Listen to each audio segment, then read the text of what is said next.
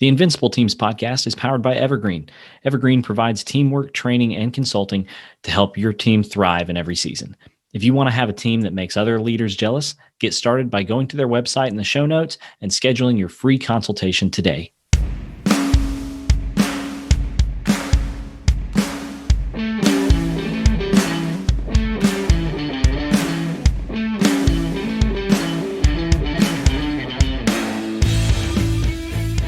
Welcome to Invincible Teams, a podcast for team leaders and business owners who are tired of dealing with drama and politics, high turnover, and teams not meeting their potential.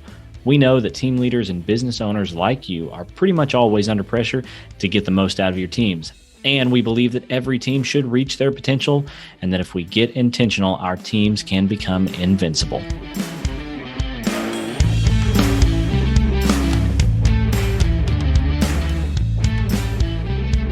Hey, welcome back to the Invincible Teams podcast. I'm your host, Ryan Mayfield, and today I'm joined by my new co-host, Alexis.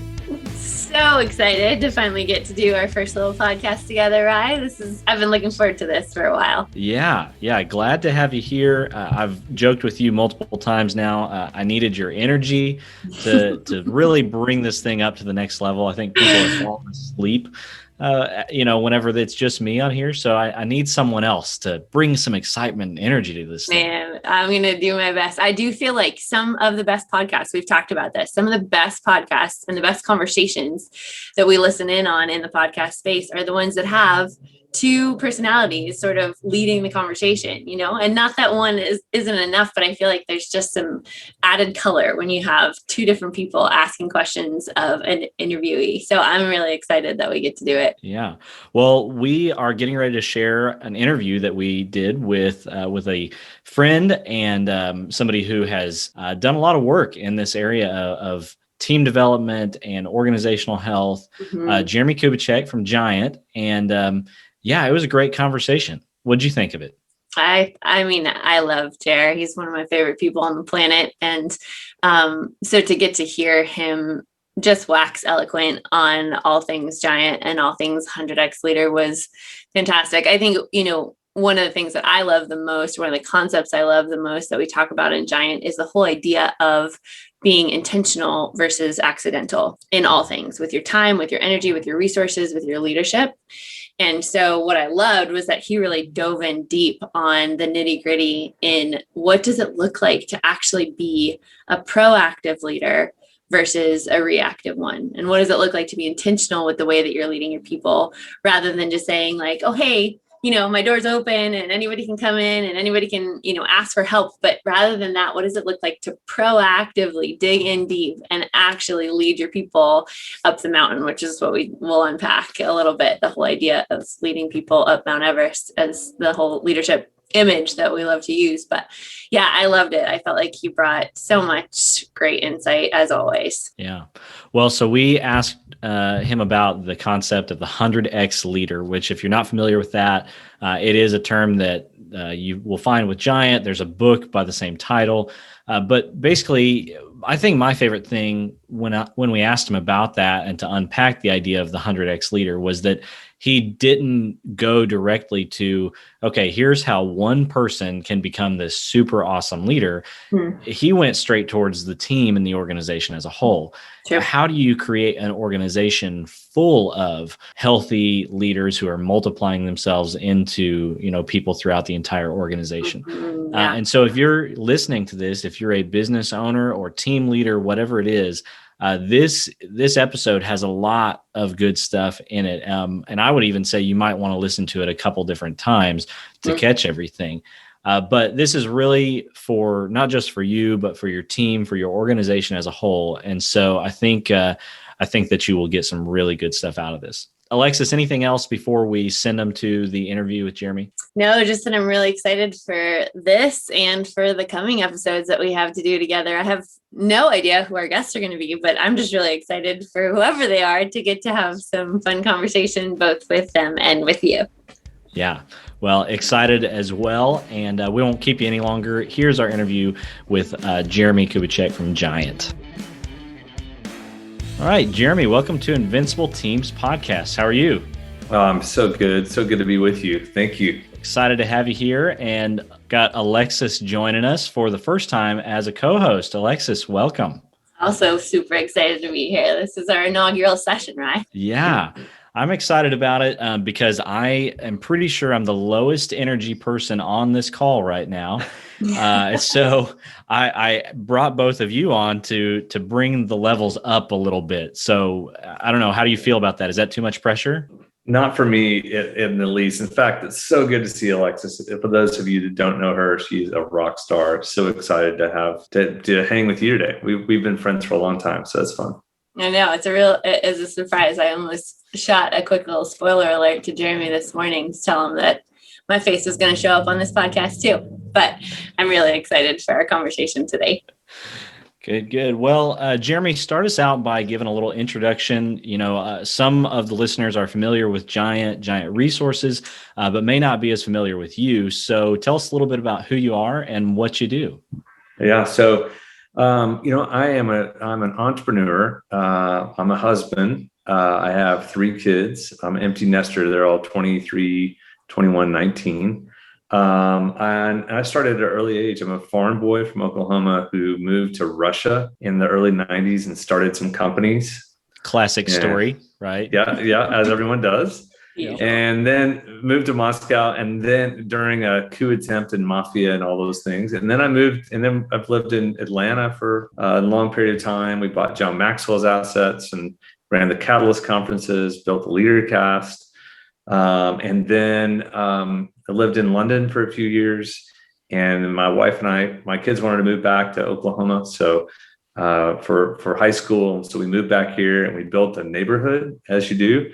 So we built a farmhouse neighborhood, is kind of a modern farmhouse called the Prairie at Post. And then I build companies, I create content, and I impact people. Like, that's what I'm about. Jeremie, we could talk about a million different things on this, just any of the GiANT resources or, different companies you've been able to work with. But what I want to talk about today is just this concept of the 100X leader, right? Something you talk about quite a bit. And so why don't you kick that conversation off? Tell us, what is a 100X leader? Yeah. So let me start really high. We'll come all the way down. You think about an organization, right? And I've been I've been running businesses. I've been consulting, working with, I don't know how many thousands of businesses I've worked in. And what's so interesting about that is every single time I do this little exercise, I say, okay, how many employees do you have? Well, we've got 200 employees.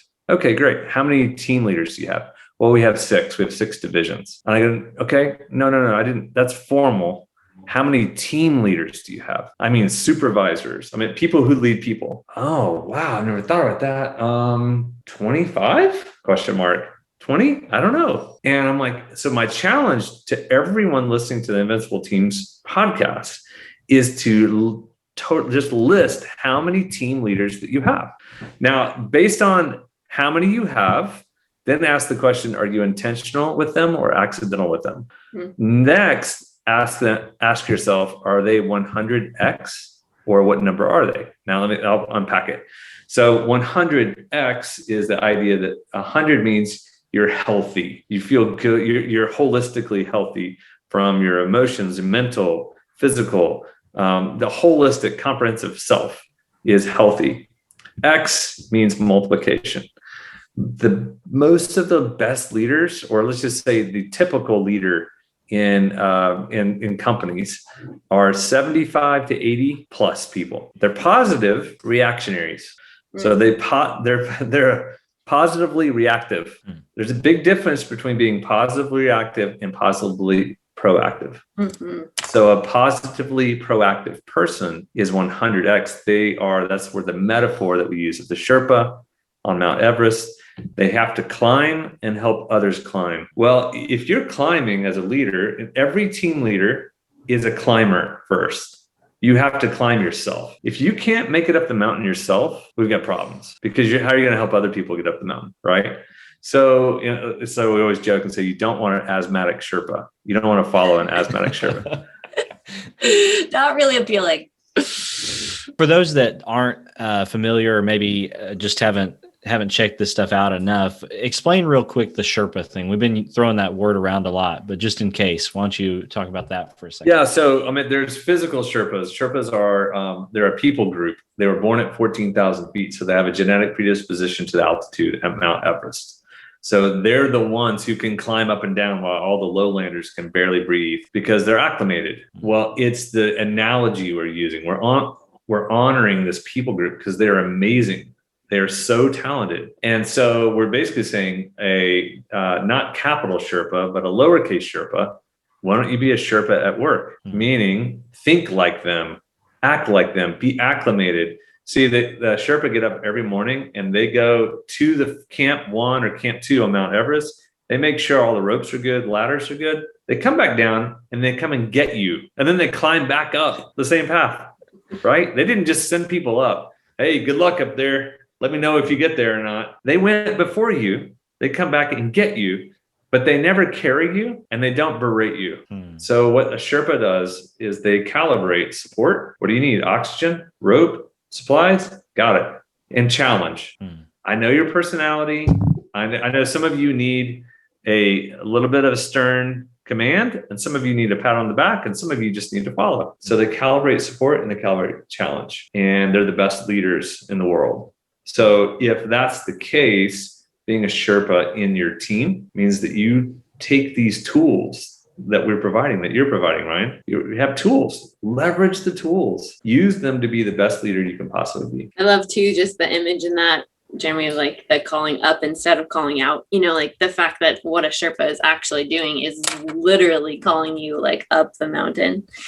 And we talk a lot about that. Just the best of leaders are going to do a much better job of actually energizing and exciting their people to do the work versus just telling them what they have to do and then expecting that they'll do it, or kind of giving those kind of stern commands, but not putting the support in where it's necessary as well.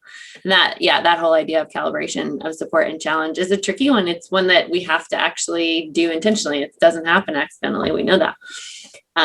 But I love that the Sherpas do such a great job of painting that picture for us. Absolutely. No, it is such an aspirational. It's like, if you're going to fight for the highest possible good of your people, then you have to do the work yourself, because people have to, that you're willing to grow and change. And then, that's the first step. And then once you do, then you get good at leading yourself. That means you liberate yourself. You call yourself up, not out. Then you learn how to do it for other people. So it's an art. It's a science. That's why I think people like GiANT, because it's not just the book of the month. It's not a shtick. It's not a bunch of 20th century leadership jargon that are in bullet points. It's a system, but it's really a lifestyle is what it is. And we basically created it mainly out of our failings, mainly out of my weakness, mainly out of just issues that Steve Cocker and I have had. And we're like, I bet everyone else deals with the same thing. And then we came up with a metaphor to explain it for an educated 13-year-old, knowing that it's not about cul-de-sac learning. It actually, everyone in the organization needs to understand it. So the idea is like, no, to get to 100, you have to look at your current number. Are you at 70? You at 60? And we have a formula we can get into if you want to explain how you kind of figure out your number. Yeah. But then that journey from 70 to 100, it's hard. But the journey from a plus to an X is really, really hard. And then if you're a minus, a negative, or a divide, I mean, there's people who are 40 divide, 60 minus, 70 plus, 90X, right? So to go from 40, that's, you've got counseling.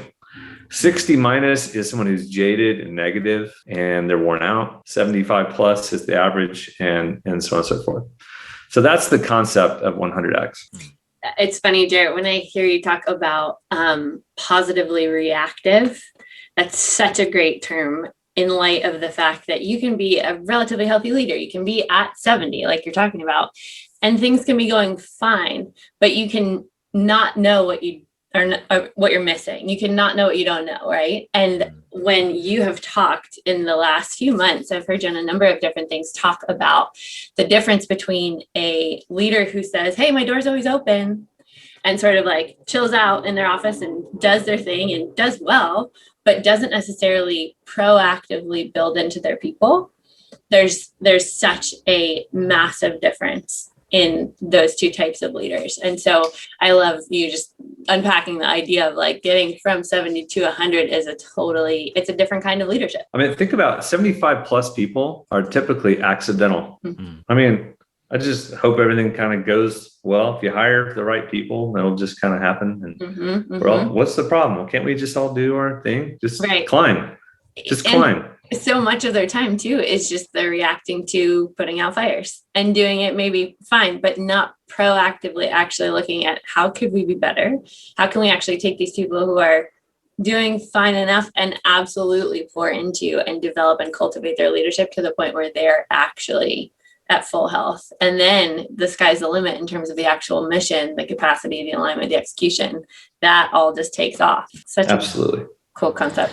Jeremie, whenever I asked the question about 100X leader, one of the interesting things is you dove right into the multiple leaders within a team, within an organization, within a company, right? You didn't go straight towards, oh, this is about individual personal development. So why the focus so much on all those other people? Do you ever talk about it in terms of an individual? Yeah, I do. Okay. So here's the thing. There's been so much leadership jargon that's been put out. If it had worked, it would work by now. Man, that's my thinking. In the same way that you could even say on spiritual jargon or certain things that there's something fundamentally disconnecting with people. So for me, a team is a flywheel inside an organization, and a flywheel is spinning or it's not spinning. So if you have 25 flywheels, that means a team is really moving. They have communication, there's relational trust, there's alignment, there is execution, there is capacity. All of those things together, they work together. Let's just say I'm a boss and I come and go, Ryan, dadgummit, just get on the same page and make it happen. All right, come on, dadgum, let's go. Right. And that motivates people, like lighting a fire underneath them. If I light a fire underneath you, you're going to move. You're going to move and then you're going to sit back down. I'm going to light another fire. You're going to get up and move because you're going to get away from the pain. But to light a fire inside someone. So that's why I said like I said spiritual. I don't mean anything against that. I'm saying there's churches and there's team or leader development and there's all of these things. But it's like lighting a fire underneath people. To spiritual is internal and leadership is internal, but you have to light the fire of a team leader and you have to get them to understand this. Your job is to be the healthiest person in the room. And your job is to get everyone up to the next level. And your job is to spin this flywheel to make sure this team. That means that you have to communicate properly and you have to build relational trust so that there's psychological safety. People want to be around you. Yeah. If they're not wanting to work with you and you light a fire, your wheel is barely moving. So back to Invincible teams, think about if you have 25 teams, how many of them are really flying and how many of them are barely spinning and every other team is working around that team. So the amount of conflict and energy that's focused. So I just am a big believer, like no one is talking about this holistically in a big way. Right. That organizations are a cadre of teams. And if a team has a team leader, and if that team leader is an asthmatic leader, I shouldn't say that because there may be asthmatic Sherpa, you know what I mean? You could have asthma and be a leader. I don't mean that anyway, but I'm just saying, asthma, Jeremie. I'm offended. I'm just kidding. Yeah, I'm just saying, if that person is not worthy to follow, if people have to follow them but don't want to follow them, then that team is barely going to move. It's called compliance, not engagement. Yeah. And when you have compliance, you got nothing. Right. Totally. I think about too, then the opposite of that, like the actual engagement when you do have a really healthy leader and when you have a team that everyone feels like these are my people and our ideology is aligned and like our actual thought process on where we're going is set and we're energized by being around each other is such a different environment and it creates so much more of that very thing that we're talking about. It's the environment of collaboration and innovation and ideation, because there's so much excitement and energy to just want to come to work. The problem in a lot of cases is called self-preservation. It's insecurity. It's what are you trying to prove? What are you afraid of losing? What are you trying to hide?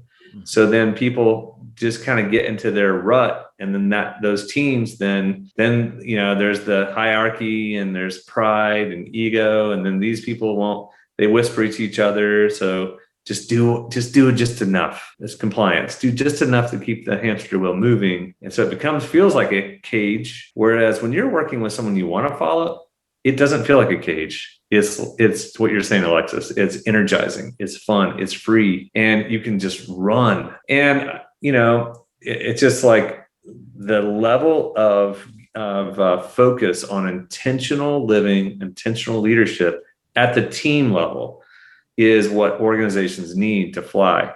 The frustration I have is oftentimes leadership is someone to go off and read a book. I call it cul-de-sac learning. And they talk to the leadership team only, and they stay in that circle and they read Harvard. It's just great. It just doesn't scale. It's hard to scale it to 200 employees. So like the voices scales, tools scales, because everyone understands it. There are times when you need deeper tools for deeper situations. But we try to create it for an educated 13-year-old so everyone can play, so that people can start understanding, becoming self-aware, and start moving those little circles of this team. Yeah. Jeremie, let me back the conversation up a little bit to where you were talking about kind of evaluating where people are at, on that 100 scale. If there's a team leader, business owner listening right now who's going, okay, I'm buying into this concept. How do they figure out where they are in terms of the 100X? And how do they answer the question you asked about the leaders under them, how healthy they are? There's lots of ways you can do this. One way is you can just go, hey, where do I think I am right now? I mean, holistically, you go 1 through 100 as a health as myself, probably 80. I mean, you can do it that way. And it's subjective. Now, when you say health, though, you're not just talking about physical health. What all is encapsulated in that? I'm talking about emotional health, mental health. I'm talking about spiritual health. I'm talking about physical health, the culmination of all of those that you are as a person, holistic health. How healthy are you as a person? So you can subjectively give yourself a number. You could go to friends and or family and go, what do you think I am? 1 through 100, and get there and see how different it is from what you said. Oh, you're at a 20. Like what? Wake up call. I just gave myself an 80. What? So that's one thing you could do. Or you could use the peace index. The peace index is something that we use. It's a tool. It's really, really simple. It's a great way to help understand where your people are too. Everything we do at Giant is about objective language. So objective language doesn't give room for subjectivity. So subjective is step it up, Ryan, dadgummit. Come on, man, get your act together. Objective is let's look at something together and go, hey, where are you at on the peace index? I'm about a 75, 80 right now. Where do you think you are? Now there's the language. So the peace index has 5 circles. There's purpose, people, place, there is provision, and there's personal health. So it's taking all of those numbers and putting a number together. So you take, let's just take purpose, for instance. How well do you think, how are you doing in your purpose? 1 through 100, how called are you to what you're doing? How alive are you in what you're doing? I might say right now I'm about a 90. I've been up to 95. I've been down to 60 one day in the past. But I'm about a 90. Then you look at people in your life and go, all the people in your life, from your spouse, kids, in-laws, your neighbors, your coworkers, collectively, how would you give the number? Any big drama, any sickness, anything crazy? No, 75, 80, 90. Where do you think you are? You give yourself a number. I'm probably at a 90 there too right now. Then place becomes where do you live? How's your house, your neighborhood, your office, your city, your region? How good do you feel about that? And I'll just be honest, I was a good 75, 80 before we moved into our addition that we built, because I was living in a house that I didn't really want to be in, waiting for the house that we were building. So it was pretty low compared to where we are. Then you go into personal health, same exercise. Where are you holistically, 1 through 100? And then provision is what are you earning? How good do you feel about what your earnings are, what you're being provided for, your provision tied to what you're doing? And is it going up, sideways, down? So you take all 5 of those numbers. I got 90, 90, 80, 60, whatever your numbers would be for whatever you are. And then you add all 5 of those up and divide by 5. And that gives you your peace index. So what's interesting about that is doing that exercise. Imagine you have 25 people, you have 25 team leaders, and make every one of those 25 do the peace index. And we have a platform where we actually track it on the coaching dashboard, where you can track it, and it could change every day. But let's imagine that we look at 25 and we go, Kirk over here is at a 72. Janice, she's at a 65. What's going on with Janice?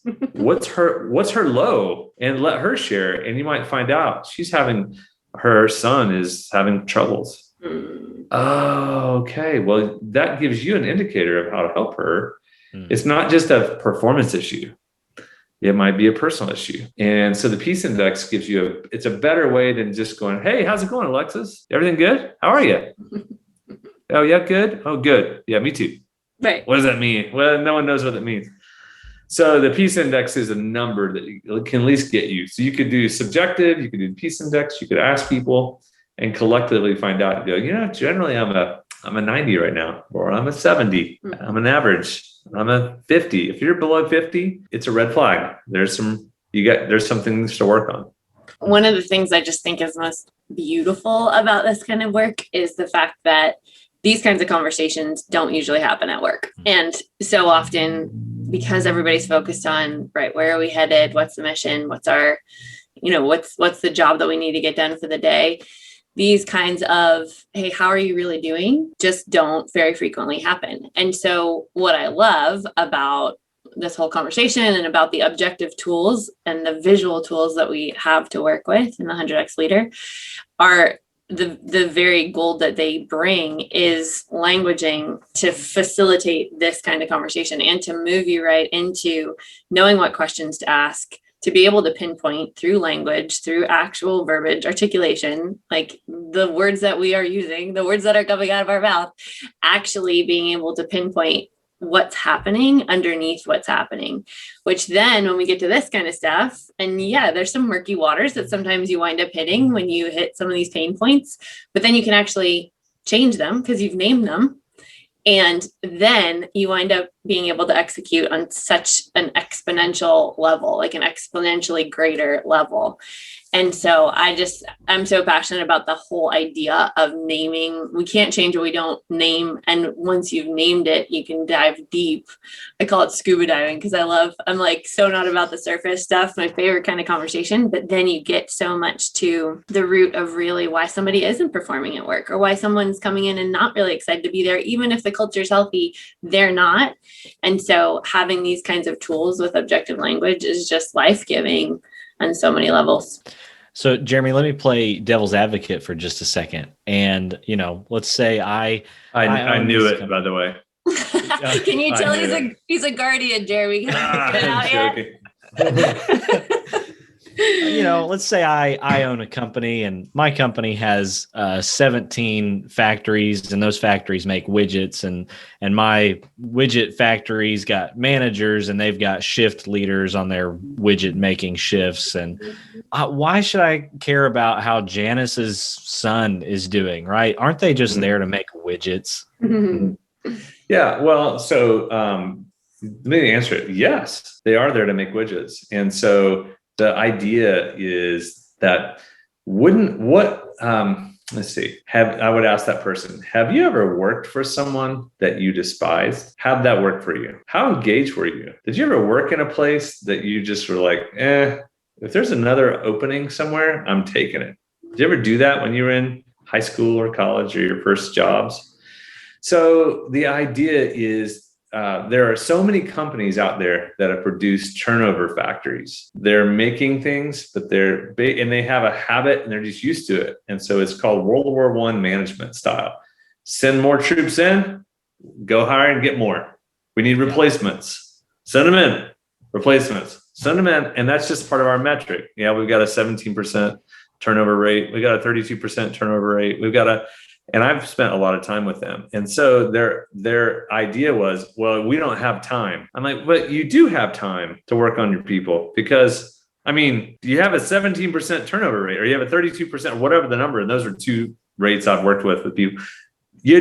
Don't you think you might want to slow down to speed up? And if you slow down to fix those issues, well, what are those issues? And what you'll find out is they're usually the supervisor.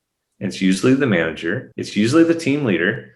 Because what happened is we take them from, hey, Bill, he's really good here. He's been here the longest. It's his shot next. So we take a performer and we then go, and now he's got to manage people. Well, like I explained this in the 100X leader. A climber is a climber. Okay. A Sherpa is a climber and a leader. The climber is not the leader. The Sherpa is. My job is to get up the mountain, but I have a Sherpa to help me. But they're climbing right with me the whole time. So if I have a supervisor, the supervisor has to be thinking like the Sherpa, like they are climbing, they are performing and helping performers. But if they're a performer who just has a management job, number one, they're probably not thinking about it. They didn't even know that was an expectation because no one told them. Their boss was probably horrible. And they go, well, at least I'm better than Tom. And then no one complains because that's just the way it is here at Turnover Factory Land. And so, they produce their number one export is turnover. Yeah. And so I go, all right, so is it about Janice and her son? No, it's really not. Is it about Janice being the healthiest she can possibly be? Absolutely. Why wouldn't I want her to be the healthiest? If she's the healthiest, because here's the thing, and especially in this era, personal stuff is no longer compartmentalized because we have these little things called smartphones. Anywhere we are, a text comes in, can totally change the dynamics. You have a sick kid, it affects you. You have drama at home, it comes with you. So therefore, the healthier our people are, the better of an opportunity we have to have more success and be more productive. So it's really about productivity. If you want to be the most productive, then you get your team leaders and turn them into Sherpas. Get them to be a Sherpa. The better they are, the more impact it will have on the entire organization. So, let's say we get the 100, 0 to 100 thing figured out. What about the second part of that? Knowing if you are a multiplying leader, a leader who just adds, how do people recognize that one in themselves and in the others that maybe they lead? Yeah. So the question is, number one, have you ever led anyone? And if you have led anyone, did they want to follow you or did they have to follow? And you can tell when someone wants to work for you versus has to work for you.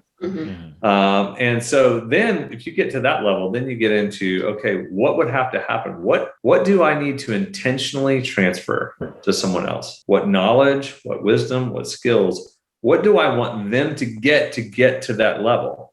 Like, look, John, you're a supervisor. I'm over the supervisors. I know what I want for you. I want you to understand the KPIs. I want you to walk a mile in your teammates, employees' shoes. And then I want you to help them, give them the support they need, and then figure out how to motivate them. But I need you to get there. You come to work every day and you kill it.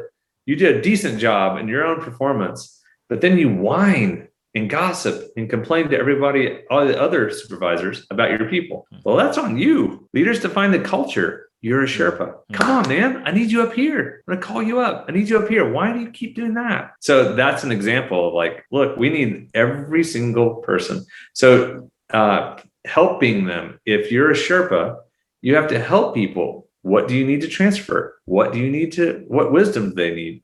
What's the next level they need to get to? And if you're trying to get them to another level of leadership, then that means you have to take time. You have to share vision. You have to have informal and formal time. You need specific encouragement. You're trying to help them. You're coaching them. You're guiding them. And that's why most people don't do it, because it's far easier not to do any of that stuff. But the ramifications are far worse. But if you do it right in the beginning, it's like training a puppy. You're going to be so glad you trained that dog in the very beginning. 5 years from now, that first year, good job. But if you didn't do it the first year, 5 years in, miserable. We're throwing this whole concept out at people, and, there's people listening now that are trying to wrap their heads around it. Let's say somebody's here and they're going, okay, I'm maybe 75, 80, I'm going to say plus, right? Yep. What do you recommend? What's the first step, something tangible, practical that somebody listening right now could do? Well, so let's take two different types of people. Let's take an owner or a leader of a company, and it maybe has 5 teams, 7 teams. And they can do this through you, Ryan, but the ability to use Giant platforms, giant.tv/Ryan Mayfield. So that if they go there and they're on the platform, what's beautiful is they can take a team assessment, Invincible team assessment, and they can do an assessment. So Team 360, they can see exactly where their team is. And it's really fascinating. And then they can track it over time, once a quarter, and you can see if there's growth or not. That's one thing. The other thing is we have something on the platform called Sherpa Training. Pretty simple. It's every single week. If you're an individual, every week, you just dive into a tool. This week, it's Support Challenge Matrix. It's the teaching. It's about 8 to 10 minutes. And then there's a couple of exercises all in. It maybe takes you 15 minutes a week. So you got 15 to 20 minutes, to be fair, depending on the week. But you go 15 to 20 minutes a week. And it might say, I want you to scatter plot yourself with your spouse, if you're married, or with your closest friend. All right, that's interesting. Or today, I want you to teach the peace index to someone else. Or I want you to go through the know yourself, lead yourself. Each one of them have a little exercise, but it's basically the learning tools to climb. So if you want to be a better leader, add 1 tool a week, and you can slow it down. You can do 2 a month. It's up to you.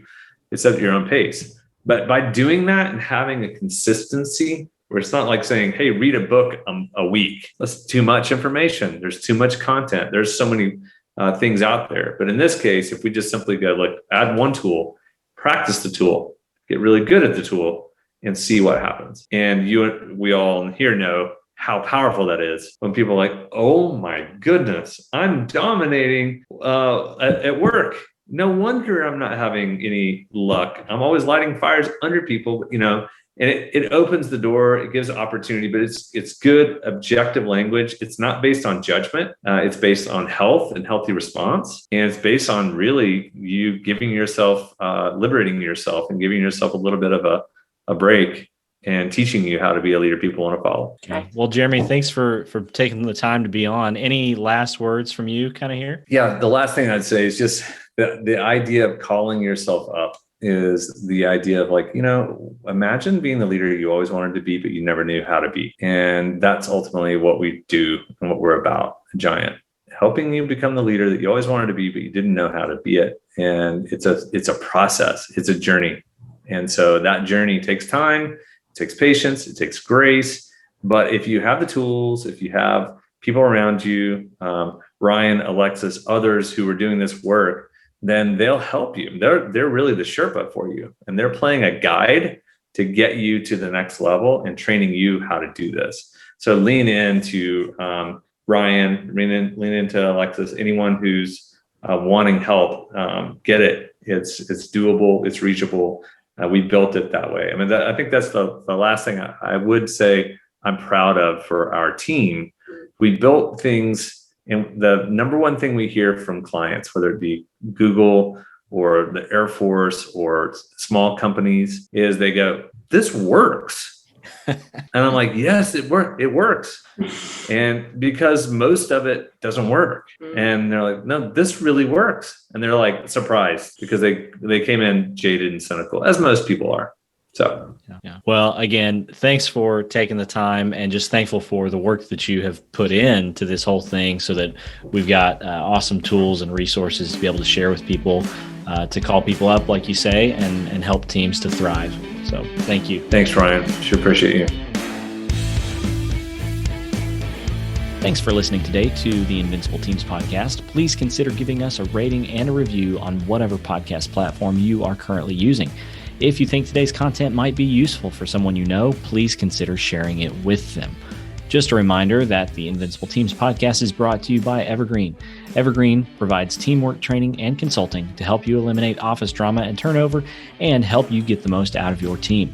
Thanks again for listening. And like we always say, we believe that every team should reach their potential and that if we get intentional, our teams can become invincible. See you next time.